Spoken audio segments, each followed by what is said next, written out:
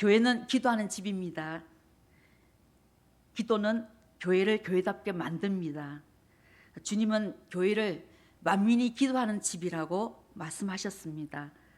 하나님을 기쁘시게 하는 교회는 기도하는 교회입니다. 신앙생활을 잘 하려면 무엇보다 기도해야 합니다.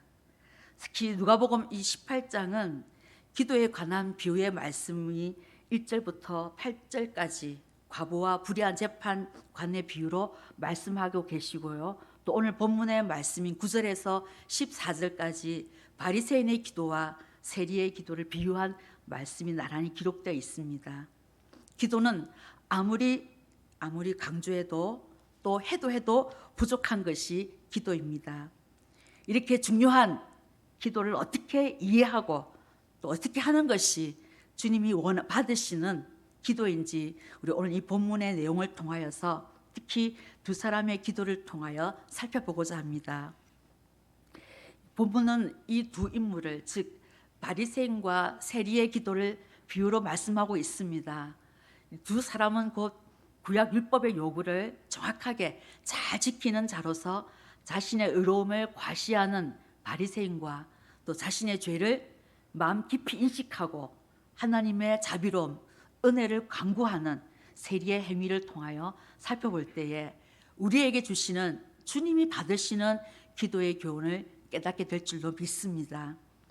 우리가 주목할 것은 이 본문이 다른 비유들에서 발견되는 것과는 달리 비유라기보다는 당시 유대 사회에 실제로 있었던 바리새인과 세리에 관한 이야기라는 것이 사실입니다. 실제로 바리새인은 율법을 정확하게 잘 지킴으로써 하나님으로부터 의롭다 하심을 받으려고 무척 애쓰는 자들이었습니다. 그리고 세리들은 실제로 율법을 지키지 않고 범죄를 일삼는 죄인들입니다. 그러므로 이 세리들은 자신들의 행위로서는 도무지 의롭다함을 받을 수 없는 자들이기 때문에 오로지 하나님의 은혜에 의존할 수밖에 없었습니다. 이렇게 본문은 예수님의 다른 비유들에서 발견되는 것과 다르게 유대 사회에 실제로 있었던 두 사람의 모습을 대조시키고 있는 것을 볼 수 있습니다. 그 당시 유대 사회에서 율법을 잘 지키는 경건의 본보기로서 바리새인과 율법 밖에 있는 사람, 곧 율법을 지키지 못하는 죄인의 상징으로서 세리, 이 두 사람의 기도를 통해서 이 둘이 얼마나 다른 것인지를 극적으로 명확하게 보여주고 있습니다. 첫째로 이 두 사람이 기도하는 모습을 살펴보겠습니다. 유대인들은 하루 3번, 오전 9시, 12시, 오후 3시에 기도하는 습관이 있습니다. 유대인들은 이곳에 유대인의 뜰에서 기도를 하곤 하였습니다. 뿐만 아니라 그들은 개인적인 기도를 위해서 편리한 시간을 택해서 자유롭게 성전에 올라가기도 했습니다. 이 바리새인과 세리는 똑같이 성전에 올라갔으며 두 사람은 똑같이 성전에서 내려갔습니다. 두 사람은 모두 그들의 마음을 성전과 하나님께로 행했고 그 모두 기도를 드렸습니다. 이 바리새인의 기도에서는 우선 부정적으로 다른 사람들이 행하는 토색과 또 불의와 간음을 행치 아니한다는 것과 그 다음 긍정적으로 일주일에 2번 금식하고 또 소득의 11조를 바친다는 것을 자랑합니다. 이 같은 바리새인의 기도나 나 중심의 주어로 자신의 경건과 또 공로를 전면에 내세우고 과시하는 기도를 하고 있는 것을 볼 수 있습니다. 반면에 세리의 기도는 내용이 바리새인의 기도와는 전혀 다릅니다. 세리는 멀리 아마도 성전 밖 이방인의 뜰에서 서서 기도하였을 것이며 또 유대인들이 기도할 때 하늘을 우러러 보는 것이 정상적인 자세 중이었지만 그러나 세리는 멀리 서서 감히 하늘을 우러러 보지도 못하고 가슴을 치며 자신을 죄인으로 고백하며 하나님의 은혜를 간구합니다. 멀리 서서라는 것은 성전 밖에서라는 것이고 가슴을 치며라는 것은 죄에 대한 참여와 애통과 비통한 마음으로 나타내는 모습을 의미합니다.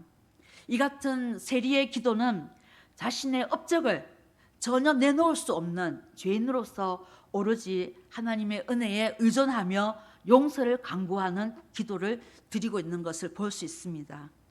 또한 불쌍히 여기시옵소서라고 하는 이 헬라어의 원어는 힐라스테티의 단어의 뜻으로 진정하옵소서, 또 분노하지 마옵소서라는 의미를 가지고 있습니다. 따라서 이 말 속에는 하나님께 용서를 비는 동시에 자신이 마땅히 받아야 할 형벌이 무엇인지를 또한 잘 알고 있기에 이 세리의 모습이 그렇게 하나님 앞에 자신을 불쌍히 여겨달라고 기도하고 있는 것을 볼 수 있습니다. 뿐만 아니라 그는 자기를 가리켜서 많은 죄인들 중에 한 명으로 칭하지 않고 나는 죄인으로소이다 라고 고백하는 것을 볼 때에 여기에는 하나님의 관대한 처분만을 기다리는 그의 겸손한 태도를 보여주고 있음을 알 수가 있습니다. 그의 기도는 짧았고 또 그의 기도의 주어는 하나님이셨습니다. 바리새인의 기도에서는 다른 사람과 비교함으로써 관심이 계속 자신에게로 쏠리고 있으나 세리의 기도는 수직적으로 계속 하나님께로만 향하고 있음을 봅니다. 이렇게 바리새인의 기도와 세리의 기도는 확연히 달랐습니다. 이제 두 번째로는 두 사람의 기도의 결과를 주목해야 합니다. 예수님은 두 사람의 기도를 소개하신 뒤에 결론을 내리시기를 하나님께 의롭다 인정을 받고 집으로 돌아간 사람은 바리새인이 아니라 세리라고 말씀하셨습니다. 우리 14절 마지막 절을 우리 함께 읽어보겠습니다. 내가 너희에게 이르노니 이에 저 바리새인이 아니고 이 사람이 의롭다 하심을 받고 그의 집으로 내려갔느니라. 무릇 자기를 높이는 자는 낮아지고 자기를 낮추는 자는 높아지리라 하시니라. 아멘. 바리새인은 이 세리와는 구별된 거룩한 자에 속한 자이고 또 세리는 항상 죄를 범하는 죄인에 속해 있는 자인데 어찌하여 바리새인이 아닌 세리가 하나님께 용납함을 받게 되었을까요? 이 바리새인은 대단히 자기중심적이며 또 스스로를 의롭다라고 의인으로 높이고 있는 것을 볼 수 있습니다. 그러나 성경은 결코 율법의 행위로 하나님 앞에 의롭다 하심을 입을 육체가 없다라고 말씀하고 계십니다.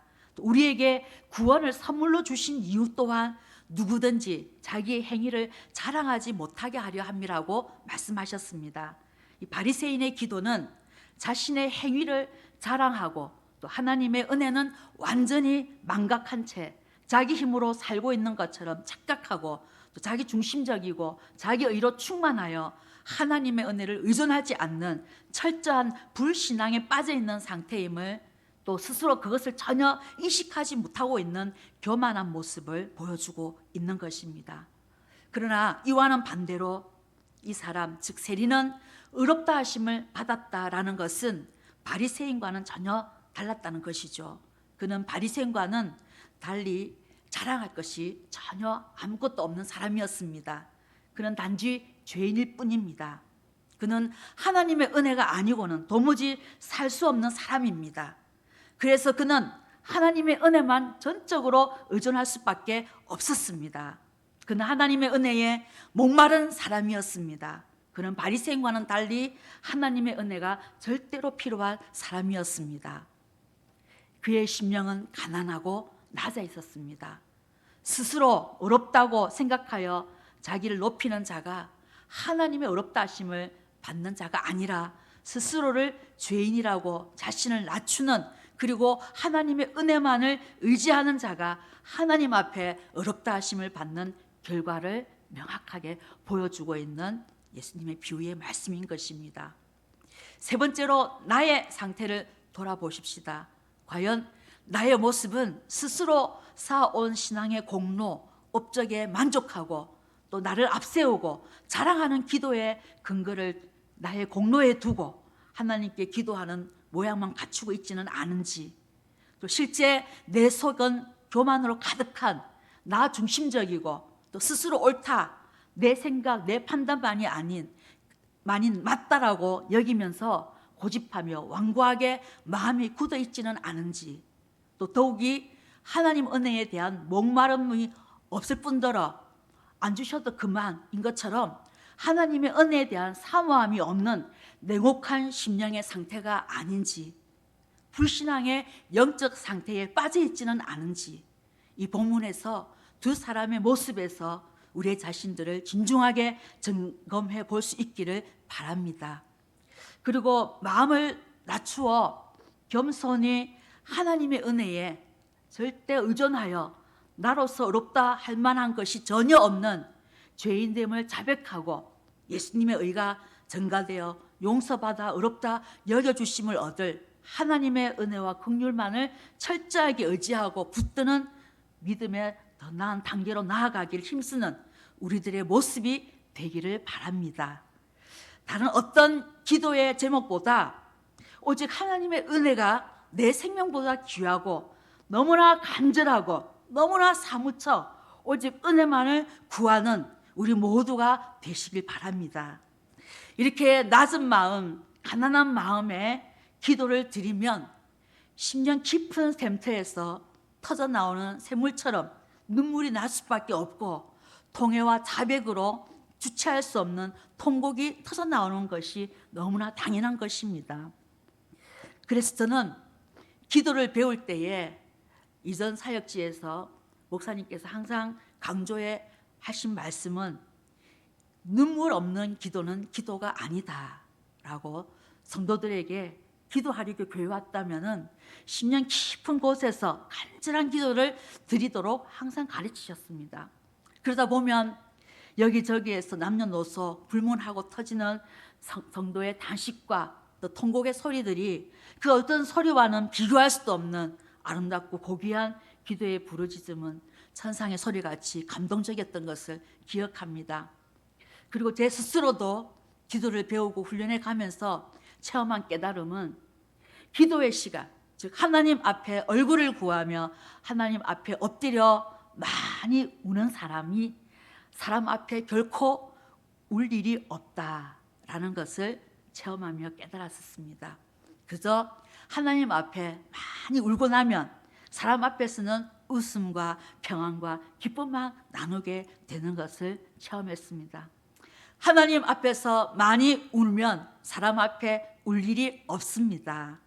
사람을 찾고 사람에게 애타게 부탁하고 구하지 마시고 우리 아버지 하나님 앞에서 엎드려 눈물로 구해 보십시다. 우리 개인의 어려운 관계적인 문제나 또 재정적인 문제, 건강상 어려움, 또 가정에 당장 해결해야 할 일들, 또 자녀의 문제, 자녀에 대한 기도들, 생업의 어려움들, 이 모든 것들이 우리 아버지 앞에 가서 그냥 눈물로 아뢰십시다. 이러한 심령이 세리의 낮은 겸손의 심령이요 주님이 기뻐 받아주시는 기도의 모습인 것을 믿습니다.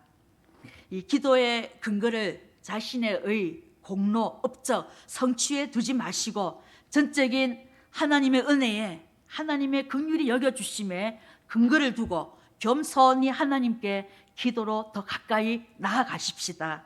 오직 하나님이 받으시는 기도는 하나님의 은혜만을 구하는 겸손의 기도이십니다. 오늘 우리 금요 기도회로부터 오신 우리 모든 사랑하는 성도님들은 겸손의 기도자로 우리 하나님의 은혜의 풍성함을 누리시고 많은 기도의 응답을 체험하시는 성도님들이 되시기를 예수님의 이름으로 축복합니다.